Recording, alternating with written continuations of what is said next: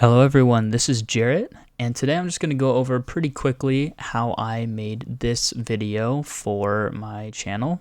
This is creepy, weird, meat-like thingy. So essentially what I did is I started off, I wanted to make like a cool dark crystal thing initially, hence why this thing's kind of spiky shaped. But I came here into Maya and I made this. So that looks pretty crystal-esque, right? I essentially just deformed a sphere and then took the UVs, brought them into Substance, created some textures, and then imported all of that into Houdini. But while I was creating the textures, I realized I kind of got this meat look at one point, and I was like, I kind of want to stick with that. So I ended up just sticking with it. And now if we go out here, we can see we have all these different nodes here. I have, for this spiky thing, I wanted it looks all right, but I wanted it to move. So essentially I took a mountain node and I animated it so that as this video goes on, it actually kind of wobbles a little bit, just to give it a little bit more of an organic feel. And then I also have this camera animated as well. The more complicated thing here is we have this geometry, not super complicated, but we took it and I applied the same texture here, except I modified it a little bit to these.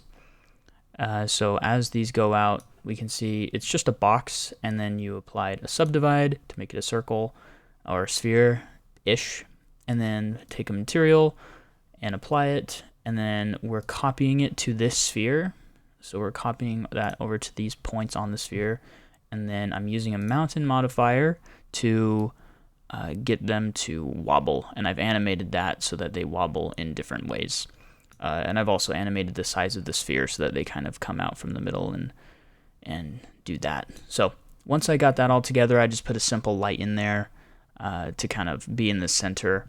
And I also applied to each of these, I put in some subsurface scattering for the texture or the material or whatever, to make sure it kind of had that more organic type feel where light is penetrating through it.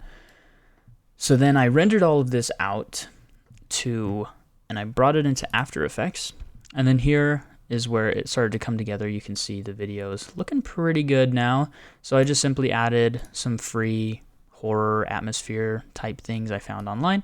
And then I also recorded my own little sound effects of like some squishy noises that I made with my mouth.